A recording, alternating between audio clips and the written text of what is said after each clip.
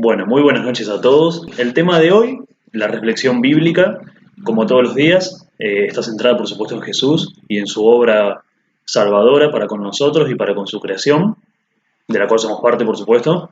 Estos días venimos hablando acerca del santuario, de la morada de Dios, donde se originó el pecado. Después hablamos acerca de cómo fue que comenzó esta historia, ¿sí? A través de la envidia de Satanás. Y después vimos las malas decisiones de Adán y Eva, que sabemos que las malas decisiones nos apartan de Dios y también dañan a nuestros seres queridos, a nuestro entorno, a nosotros. Luego vimos también acerca del sacrificio de Jesús en la cruz, puntualmente todo lo que Él tuvo que sufrir por nosotros. Y hoy vamos a retomar con algunos conceptos nomás, como por ejemplo el del santuario. Recordemos que es el santuario celestial, es la morada de Dios en el cielo. Y hoy vamos a focalizarnos un poco exclusivamente en el hecho de que Jesús es nuestra garantía. Y la garantía para Dios funciona igual que para nosotros. Por ejemplo, si yo quiero alquilar una casa para vivir, el garante, o sea, el que va a salir garante mío, tiene que tener algo que ofrecer. Y vamos a ver, por supuesto, también recordando lo que hemos visto, que Jesús tiene mucho que ofrecer por nosotros. Es interesante porque en el libro de Éxodo, vamos a buscar los que tengan sus Biblias, o en sus dispositivos, o en donde sea que estén. Éxodo capítulo 25 y el versículo 8. Recordemos que Éxodo, este libro cuenta las grandes partes de la historia, por supuesto, como su nombre lo indica, del éxodo del pueblo de Israel de Egipto hacia la tierra prometida. En el versículo 8 del capítulo 25 dice: y harán un santuario para mí.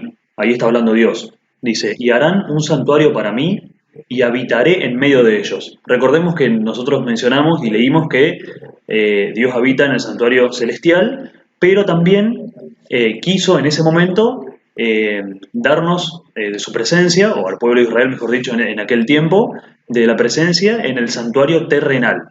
Vamos a ver que es interesante porque en el santuario, ya vamos a ver un poquito cómo es rápidamente, se realizaban algunas obras que tenían la función de recordarle al pueblo de Israel y mostrarles a través de rituales y demás y de ceremonias el plan de salvación que Dios tiene para con nosotros, para con ellos en ese momento y para con nosotros también, por supuesto. Y en la obra del santuario se ve, está dividido en tres partes que ya las voy a comentar, pero se ve el hecho de Jesús obrando como, o participando como sustituto nuestro, que es donde nos vamos a centrar hoy. Mañana vamos a hablar de la mediación o la intercesión sacerdotal, no importa si no sabemos bien lo que es ahora, ya lo vamos a ver, y finalmente a través del juicio final. Esta palabrita muchas veces causa miedo, pero simplemente es por el motivo de, por ejemplo, yo estudio una carrera universitaria, me recibo de enfermero y alguien viene y me dice, bueno, ¿cómo sé que sos enfermero? Bueno, acá están las pruebas, le muestro el título, la historia académica con las evaluaciones, con los exámenes rendidos y aprobados que certifique que yo soy enfermero. Entonces, el juicio sirve más que nada para decidir y demostrar quién amó a Dios y fue fiel y quién no. ¿Sí? Simple.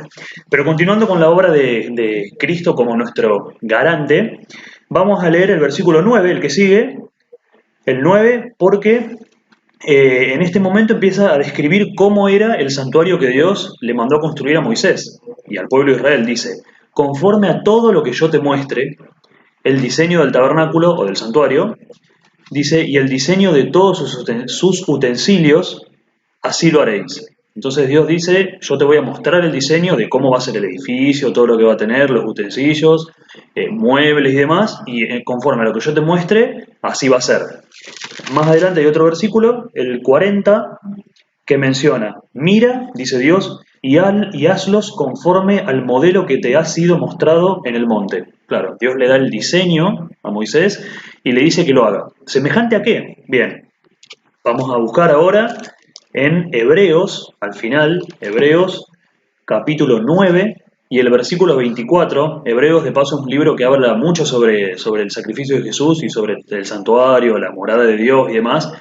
Pero el versículo 24 del capítulo 9 dice: porque no entró Cristo en el santuario hecho de mano, o sea, en el que había construido el ser humano, o sea, o el pueblo de Israel, dice, figura del verdadero, sino en el cielo mismo, para presentarse ahora por nosotros ante Dios. Ahí en ese momento Pablo está hablando acerca de que Jesús cuando resucitó, volvió al cielo y entró en el santuario. Recordemos que era la morada de Dios, entró en el santuario. Pero dice, no en el hecho con mano de hombre, no en el humano, no en el que estuvo en el pueblo de Israel, porque ese ya no estaba más, sino en el del cielo, en el verdadero. Entonces vemos que el santuario terrenal, que el modelo que tenía, que Dios le había dado a Moisés para que construyese con el pueblo y demás, era una copia del celestial, del de él, donde vive Dios. Y es interesante porque este santuario, como mencionábamos hoy, tiene tres grandes partes. Vamos a mencionarlo esto por arriba porque no es imposible si no. Tiene tres grandes partes que se pueden mencionar primero dos grandes partes que serían un atrio o un patio, hablando mal y pronto, y un edificio. Bien, está el patio o el atrio está afuera, que es donde se realizaban las primeras actividades o ritos, ¿sí? O tareas del santuario, de la obra del santuario. Y después dentro del edificio estaba dividido en dos partes, que era primero el lugar santo y después el lugar santísimo. Sí, es interesante porque, bueno, una de las características era, por ejemplo, que en el lugar santísimo el sumo sacerdote, o sea, que era el sacerdote principal, entraba una vez al año para realizar un rito especial. Pero eso no vamos a entrar en detalle hoy porque no es el tema y es muy largo de explicar. Pero vemos entonces que tenía tres partes, el atrio o el patio, y dentro del edificio el lugar santo y el lugar santísimo. En esos tres lugares, Cristo fue realizando, y está realizando hoy en día también en uno de ellos, actividades distintas. Bien, ¿qué fue lo que ya realizó Jesús? Vamos a buscar en el libro de Hebreos, mismo libro de Hebreos, perdón, el libro de Éxodo, vamos a volver al libro de Éxodo, al principio, porque vamos a ver qué es lo que hacía el pueblo de Israel en ese momento para entender qué es lo que hizo Jesús por nosotros. El libro de Éxodo y el capítulo 29, libro de Éxodo, capítulo 29. La Biblia es hermosa porque uno de sus fuertes también es el hecho de la interpretación en sí misma, que cuando uno quiere conocer un versículo tiene que buscar dentro de la Biblia otro versículo que lo ayude y demás. Es muy interesante eso y es increíble porque fueron distintas personas que lo escribieron en distintos lugares, en distintos tiempos, en distintas culturas, personas con distintas formaciones, unos eran pescadores, otros eran dirigentes y demás. Es interesante porque se complementa todo de una forma increíble. En el capítulo 29 de Éxodo, en el versículo 38 y 39 dice, esto es lo que ofrecerás sobre el altar. Dice, 2 corderos de un año cada día, continuamente. Y el versículo 39 dice, ofrecerás uno de los corderos por la mañana y el otro cordero ofrecerás a la caída de la tarde. Entonces vemos que en ese momento había diferentes tipos de ofrendas también. Estaba en ese momento, el versículo que leímos recién, está haciendo referencia a las ofrendas que ofrecía el santuario, que eran un corderito a la mañana y un corderito a la tarde. ¿Sí? Recordemos que el cordero simboliza a Jesús. Pero también había ofrendas personales. Entonces es un lugar en el que uno iba y ofrecía algo. La ofrenda, el corderito, por ejemplo, porque ese era el acto de fe en que en el verdadero cordero, en Jesús, que iba a venir a morir por todos nosotros para librarnos del pecado, de la muerte, de Satanás, del mal, de todo. Entonces, la gente, antes de que Jesús venga, porque nosotros hoy creemos en Él, que vino, vivió una vida perfecta, murió, resucitó y está en el cielo, obrando en favor nuestro, pero nosotros estamos después de la vida de Jesús. Las personas que estaban antes de la vida de Jesús, ¿cómo hacían? Entonces era el acto de fe, era llevar el corderito o el animal y se lo sacrificaba en señal de Jesús que iba a venir a morir por ellos. Bien, entonces vamos a continuar porque haciendo referencia de vuelta al santuario, pero esta vez al celestial, en el libro de Hebreos, de vuelta, el libro de Hebreos, en el capítulo 10, para que nosotros vayamos viendo todos los paralelismos que hay, en el capítulo 10 y los versículos 10 al 12, dicen lo siguiente. En esa voluntad somos santificados, viene hablando Pablo, y dice, mediante la ofrenda, ¿cuál? La del cuerpo, dice, la del cuerpo de Jesucristo, hecha una vez y para siempre. Entonces vemos que no es necesario ir a llevar ningún corderito ni nada, porque Jesús murió una vez y para siempre. Dice, y ciertamente todo sacerdote, dice, está día tras día ministrando y ofreciendo muchas veces los mismos sacrificios. Dice que nunca pueden quitar los pecados, claro, porque como Jesús ya había venido, ya no tenía sentido que siguiera la gente ofreciendo un corderito, porque Jesús ya había muerto. Entonces el versículo 12 dice, pero Cristo, de vuelta lo dice, habiendo ofrecido una vez para siempre un solo sacrificio por los pecados, se ha sentado a la diestra de Dios, haciendo referencia a que Jesús murió una vez, resucitó y está en el santuario a la diestra de Dios. Entonces ahí vemos la similitud y el paralelismo, vemos el símbolo antes y cómo se cumplió después con Jesús, de que Él pagó el precio y ya cumplió con todos los ritos, no hay más que entregar ningún corderito, nada, Él está intercediendo por nosotros en el santuario, ¿sí? En favor nuestro, para ayudarnos. Entonces uno puede decir, bueno, ¿y qué tiene que ver esto con el hecho de la garantía? ¿Cómo sé yo? ¿Cómo me sirve? ¿Cómo puedo conocer? Bueno, es interesante porque hay un versículo en la Biblia que se encuentra en el libro de Amós 3:7, capítulo 3, versículo 7. Amós, conocido como uno de los profetas menores, se encuentra cerca de Daniel, por si alguno está en la Biblia. Amós, capítulo 3, y el versículo 7, Dios nos dice algo interesante. Dice, porque no hará nada Jehová el Señor sin que revele su secreto a sus siervos los profetas. Entonces yo digo, bueno, si Jesús murió por mí, no tiene que haber nada oculto que me impida a mí conocer. Entonces digo yo, ¿cómo puedo saber que Jesús vino y murió? Etcétera. Bien. Acá dice que Dios no va a hacer nada, nada, nada, nada sin revelárselo a los profetas para que nosotros podamos conocerlo. Eso es lo que hizo con la Biblia, por ejemplo, él fue revelando todo lo que tenía que ver con el bienestar de los hombres, que sobre todo los que creyeran en él, si bien todos por supuesto están invitados a creer en Dios, Dios cuida, ¿sí? Cuida de los hombres, de su creación, y dice, bueno, yo les voy a dar a conocer todo lo que tenga que ver con su salvación, con su bien, con su bienestar, con su felicidad. Entonces sí, lo voy a revelar a los profetas, por ejemplo, como a Moisés cuando escribió Génesis, y así a Daniel cuando escribió el libro de Daniel, a Pablo cuando escribió las cartas que escribió, para que nosotros podamos conocer. Y es interesante porque ahora vamos a nombrar un poquito algunos números y fechas, pero va a ser muy superficial, no se asusten. En el libro de Daniel, como mencionaba recién como ejemplo, hay una profecía que habla del tiempo en el que Jesús iba a morir. Habla del tiempo, o sea, de la profecía, del momento en el que Jesús iba a morir por nosotros. Y esta profecía Dios se la dio a Moisés, perdón, Dios se la dio a Daniel. Habíamos mencionado que íbamos a leer el libro de Daniel. Dios se la da a Daniel aproximadamente 550, 538 años antes de que Jesús muriera en la cruz. Y es increíble porque uno puede decir, bueno, ¿qué sentido tiene una profecía? Si yo quiero saber si alguien viene y me dice algo, me dice, yo sé que el día de mañana tal cosa, bueno, hay muchas formas de darse cuenta, pero lo importante que nosotros sepamos es que un profeta, ¿sí? Esto estoy tratando de resumir todo lo que tiene que ver con el significado en el hebreo, que es el idioma original que se escribe la Biblia y un montón de cosas. Un profeta significa un portavoz, ¿sí? Alguien que habla en el lugar de Dios, ¿sí? Es alguien que tiene que traer un mensaje de Dios para nosotros. Es alguien que nos explica y nos enseña, nos transmite lo que Dios tiene para decirnos a nosotros para nuestro bienestar, para nuestra salvación. Si no, no tiene sentido. Entonces, en aquel momento, 500 y algo de años antes de que Cristo venga, Dios dice, les voy a revelar cuándo va a ser el momento. ¿Por qué? Porque cuando eso ocurriera, entonces ellos tenían la posibilidad de corroborarlo con las escrituras y creer. Es como nosotros hoy en día, cuando Dios nos dice que va a haber pestes, guerras, hambres y cada vez más, que es de hecho lo que estamos viviendo en este momento y cada vez más también, se ve que es para que nosotros fortalezcamos nuestra fe y nosotros creamos en Dios. ¿Por qué? Porque como Él ya lo dijo antes y hoy se cumple, entonces lo que falta por cumplirse también se va a cumplir.